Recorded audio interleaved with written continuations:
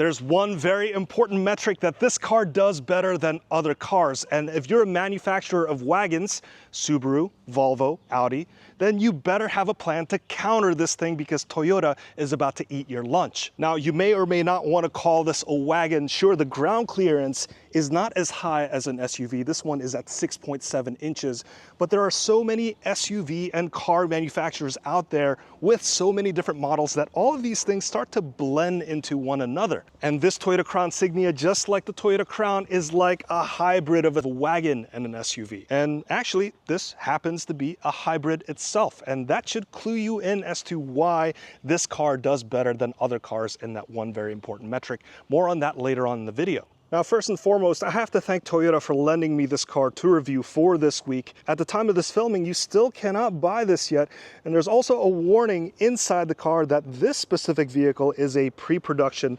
prototype model. So what you see in this video may not be completely representative of what you can buy. However, I think it's safe to say that the overall design is pretty much what you're gonna get at this point. The front end uses the new hammerhead shark design that you find on the new Toyota Crown, the new Prius, and the pretty damn old but kinda new Toyota Camry. It's a very slick design, and it brings the Toyota look into the modern day, the day where you find a ton of EVs on the road. So they've emulated the front end in a very similar EV-like fashion where there's not a lot of grille visible. And the grille has the body-colored crisscross design that highlights only the necessary openings for a car. So if you see these newer cars with ridiculously large grille openings, well, it's all really just for show. And right beside that, you find that hammerhead design. This is the daytime running light, and this has a suggestion of a headlight, sort of like the old school flip-up headlights that you find on an old Mazda Miata, maybe the Acura NSX, or even the Lamborghini Countach. But the actual headlight is down here.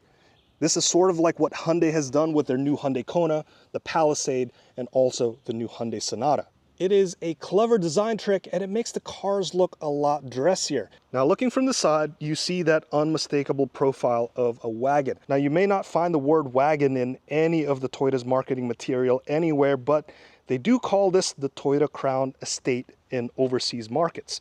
And that's just a fancy word for a wagon. Now, this limited model comes with the giant 21-inch wheels.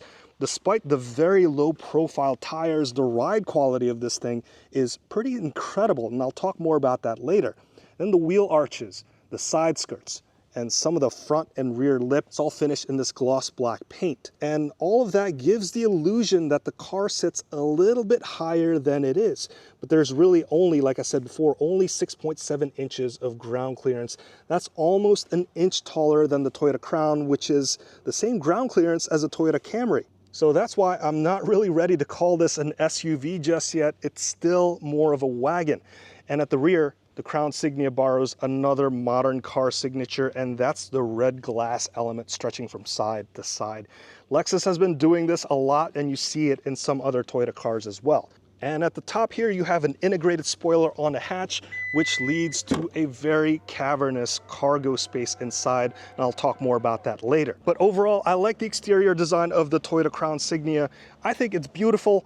I want to hear what you think about it, so let me know in the comments. Inside, you would not be able to tell whether you're sitting in the Crown or this Toyota Crown Signia because they look very identical. I wouldn't be surprised if all of these parts are using the same exact part number. If you're watching this and you happen to work at Toyota, please let me know in the comments and verify if a lot of these parts are in fact identical. And I am 100% happy that the interior is pretty much the same as the Toyota Crown because I love the interior of the Toyota Crown. It feels very premium.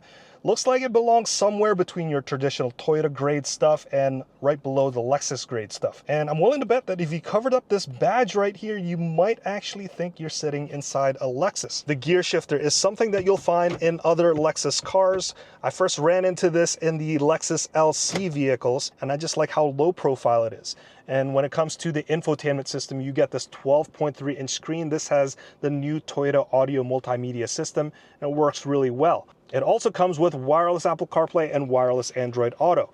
And to keep everything wireless, you also have this wireless charger. And this is one of the best wireless phone chargers designs out there because the phone sits vertically. And I know you're not supposed to be looking at your phone when you're driving, but I like that when it sits vertically, you could sort of still see the notifications on your phone. Up front, you get another 12.3-inch digital screen, and that's the digital instrument cluster. And I love all of these buttons on the steering wheel. They're all still very physical, tactile buttons, just like all of the features on your HVAC controls. And here you can see you have heated seats, ventilated seats, and an auto setting. And this button over here, you could shut off the rear vent for the second row. Armrest, you could open up from either side. That's a very Lexus-like design as well. Overall, a really nice experience for the front row, and this is finished in this black leather. You also can option this with the saddle leather or the brown leather, and that looks really nice. You got this gold trim here, and one last feature, this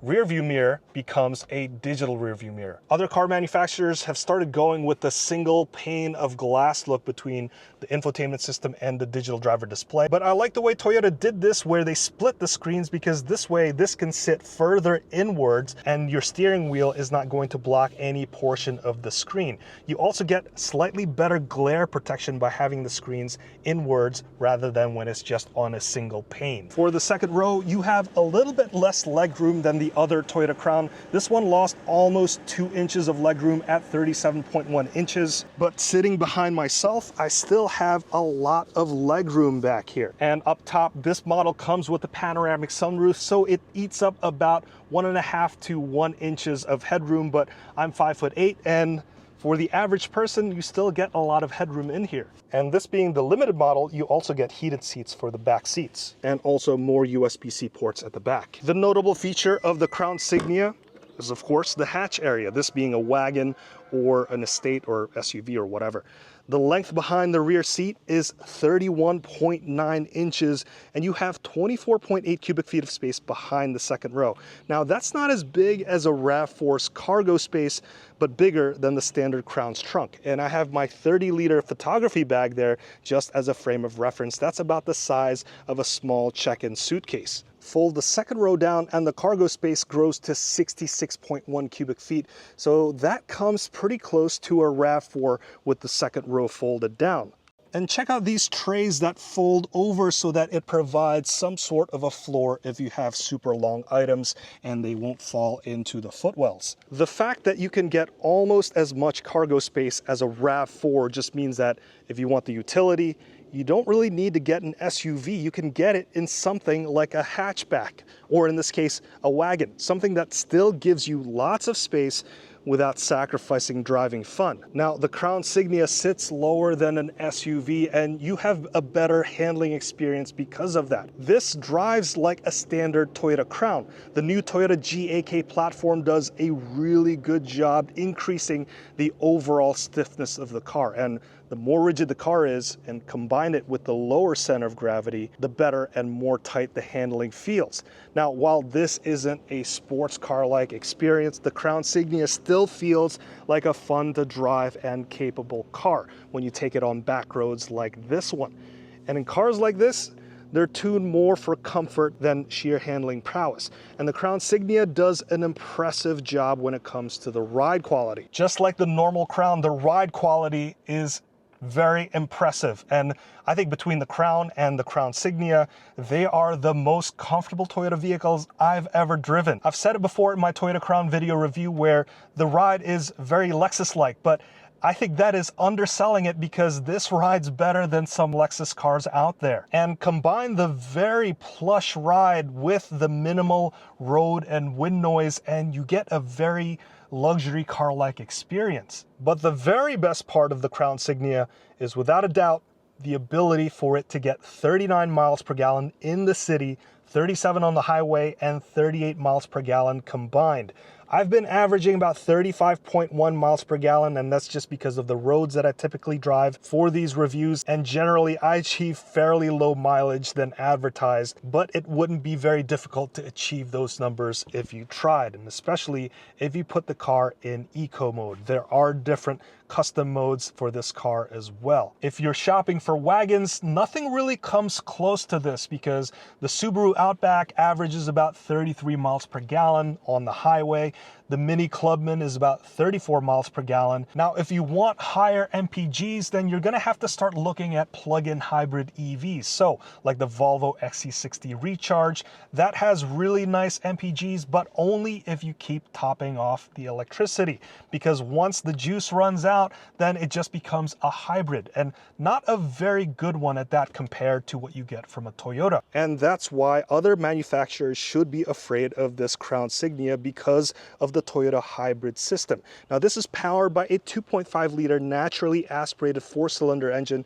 There's also 2 electric motors, one for the front axle and also attached to this hybrid system, and then there's another one for the rear axle, giving it all-wheel drive capability. Altogether, this makes a combined 240 net horsepower. Now, you're not going to win any races with this level of power, but it's enough for your commuting and transportation purposes. And checking out this engine oil here, have you seen 0W8 oil before in a car? That is a very tight engine requiring very not viscous oil. And you also can't forget that with the 2 electric motors, you can see it, one here for the front axle and one for the rear axle, that it provides you with that lower end torque response. So this feels pretty potent for that stop and go acceleration or for when you're getting on an on-ramp. The Toyota Crown Sedan also comes with a Platinum version, which means that it has the 2.4 liter turbo motor and a more powerful rear electric motor with a combined 340 system net horsepower. Now, that is a pretty powerful car, and will it come to the Toyota Crown Signia as well? I mean, it wouldn't be very difficult to do the same thing for this wagon version, right? So maybe that'll come out in the next couple of years. But for now, I think the engine that Toyota has spec'd out for this Crown Signia is a pretty good one because it's powerful enough to transport 5 people and all their cargo, and you still get almost 40 miles per gallon on regular gas. That's not bad at all. It'll be interesting how well this Crown Signia will sell in the States because the sedan and also the wagon market has been disappearing in the States. So for Toyota to build the Crown and the Crown Signia for this market is an interesting approach. But ignoring all of that, my experience with this Toyota Crown Signia has been pretty fantastic.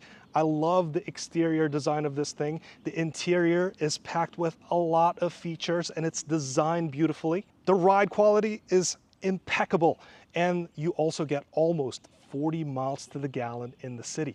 But it's not cheap though, because the XLE model starts at over $45,000 after delivery, and this limited model starts at over $50,000 after delivery. It certainly puts this car in competition with larger cars and also other brands like Lexus and Acura. So I want to hear what you think. Is this worth the price tag? If you had a $50,000 budget, would you buy this Toyota Crown Signia or buy something else?